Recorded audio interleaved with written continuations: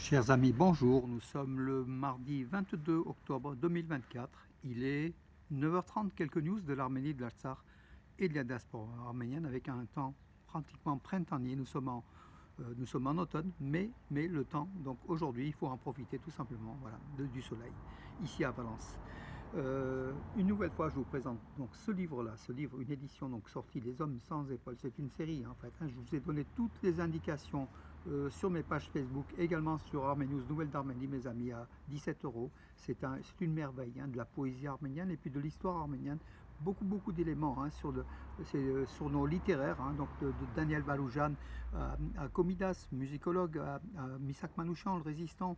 Toute l'Arménie est dedans. Voilà, bravo à cette équipe et surtout bravo à son rédacteur en chef, donc le Christophe Dauphin, voilà, un amoureux de l'Arménie, vraiment dans la tradition comment dirais-je, de pro-arménia, en fait, tout ce courant arménophile de France au début du fin 19e, début 20e siècle. Voilà, bravo à cette œuvre de 200 et quelques pages, 260 pages sur l'Arménie. Vous pouvez commander directement sur le net, mes amis. Alors, l'information importante, hyper importante, de Joe Biden, le président américain, dans une lettre écrite à Aliyev, il lui a donné jusqu'à la fin de l'année pour la signature, la finalisation de l'accord de paix entre l'Arménie et l'Azerbaïdjan. En fait, Washington durcit le ton envers Bakou. Voilà, qui est donc comment dirais-je, c'est pratiquement un ultimatum que le président américain Joe Biden donne à Aliyev.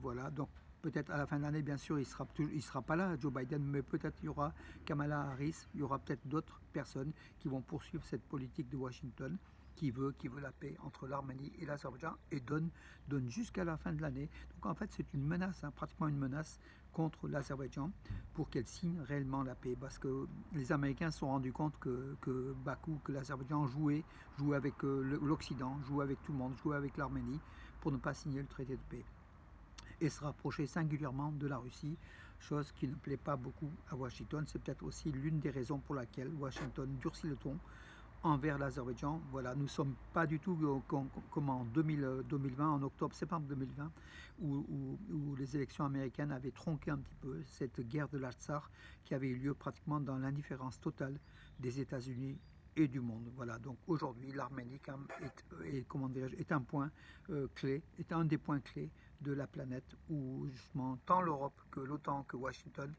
s'intéressent. Voilà mes amis. Alors, passons à toute autre chose. L'Eurovision des jeunes musiciens. Donc c'est tous les 2 ans qui se déroule. Tous les 2 ans, l'Arménie a participé pour la première fois en 2012 et pour la deuxième fois cette année en 2024. L'Arménie va organiser en 2026 le prochain Eurovision des musiciens, donc musique classique, des jeunes musiciens. Ça se passera à Yerevan en 2026. Voilà, bravo. Et tout à l'heure, donc après 10 heures, il y aura la vidéo justement du jeune Léo qui va représenter l'Arménie à l'Eurovision Junior de la chanson en Espagne au mois de décembre. Voilà, donc d'ici à 10h heure française, la vidéo sera mise donc en ligne. C'est la dernière qui reste des 17 candidats à l'Eurovision Junior. L'Arménie est la dernière à placer sa vidéo, donc dans quelques minutes. Je vous ferai donc le lien à écouter, voilà, parce que c'est tout simplement, c'est l'Arménie, et voilà. Et puis Léo a 10 ans et c'est un artiste d'une famille de chanteurs, donc on verra donc cette vidéo si elle est bonne ou pas. Dans tous les cas, tout ce qui vient d'Arménie pour nous, c'est bon. Sport, donc l'entraîneur Michel Derzakarian, qui est ex-international arménien aussi, il a disputé 5 rencontres au sein de l'équipe d'Arménie entre 96 et 97. Il a été limogé donc pour mauvais résultat de Montpellier qui a perdu 5-0 sur son terrain contre l'OM, l'Olympique de Marseille. Voilà, et donc Derzakarian a fait les frais de la méforme de son équipe. Il était entraîneur. Enfin, la carrière de Derzakarian est une très très riche carrière, joueur professionnel au FC Nantes, à beaucoup de clubs ici en France, et puis qui a aussi été donc en tant qu'entraîneur, il a eu aussi des titres, dont un titre de champion de France avec Nantes. Voilà, en tout cas bravo à Michel Derzakarian, on le soutient. Alors, 106 participants au concours du meilleur tireur d'élite organisé en Arménie. Oui, c'est des stands de tir en fait, hein, des compétitions de tir d'élite de la population civile. Il y a des associations en Arménie qui organisent des, comment je pense, des concours en offrant des fusils, donc de précision. Voilà aussi pour armer la population civile, pour encourager la population civile de l'Arménie à s'armer en cas d'attaque, bien sûr, pour la défense de ses frontières. Moi, je pense que c'est une bonne chose. C'est un peu à l'exemple d'Israël, hein. Alors, Roupen Vartanian, qui est détenu à Bakou, hein, dans une prison, l'ex-ministre d'État de la République de l'Artsakh, milliardaire, hein, donc oligarque et puis surtout mécène des Arméniens. Roupen Vartanian a vendu les 15% de ses parts qu'il détenait dans la société de camions, hein, russe Kamaz. Voilà, ça représente à peu près 30 millions d'euros.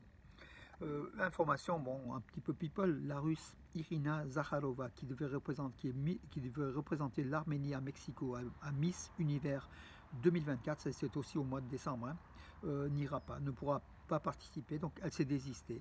Il y avait une pression forte, hein, de l'Arménie, beaucoup affirmé qu'elle était russe et elle a été choisie par une organisation russe, elle n'était pas du tout arménienne, elle n'avait pas la culture arménienne pour représenter l'Arménie à Miss Univers, tant Miss Univers Arménia que Miss Univers Mondial 2024. Voilà, donc elle s'est désistée.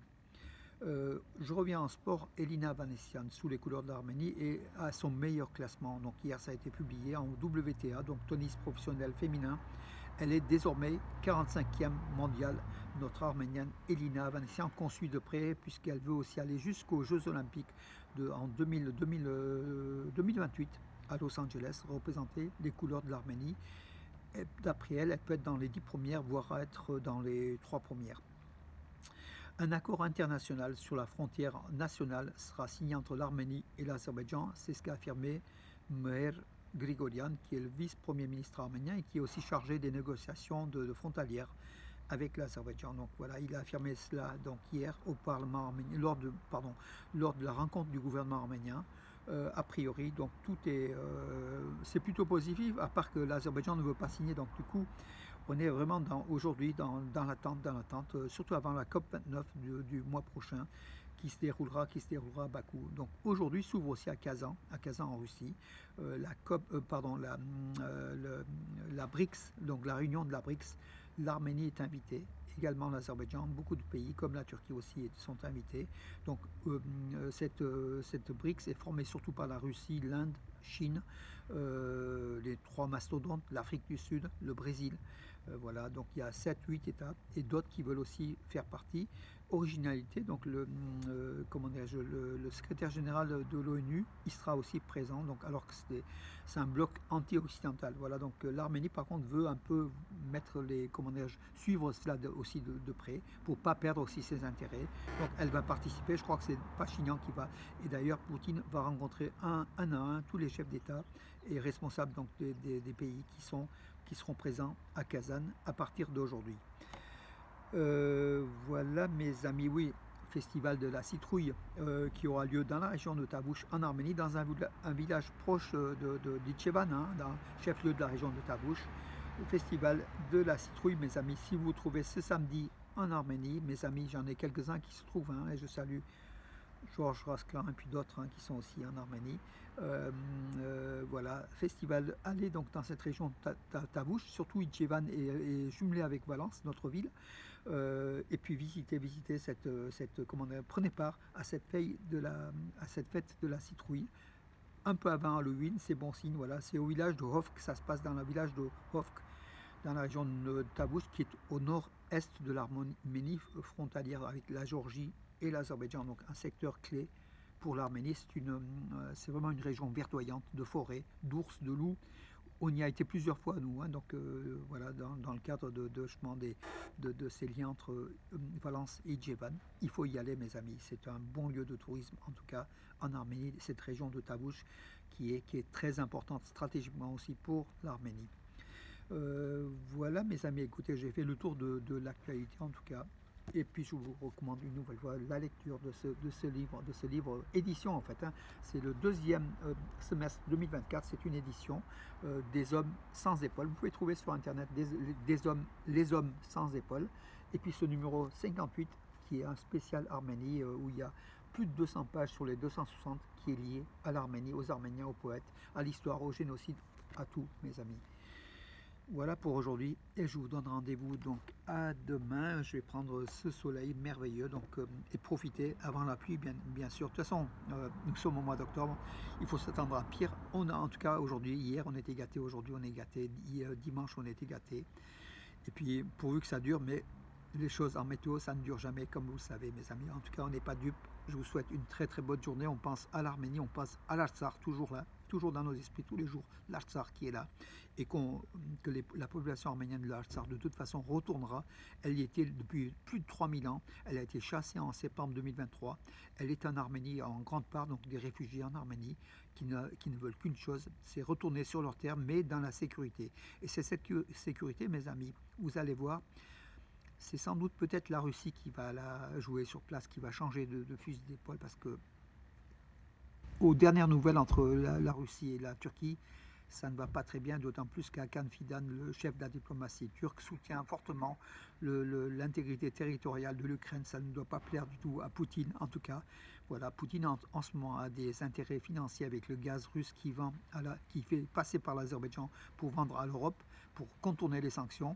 Mais tout ça, ça ne peut pas durer très longtemps puisque la Turquie et la Russie sont deux ennemis éternels, je dirais, héréditaires. Voilà mes amis, bonne journée et à demain.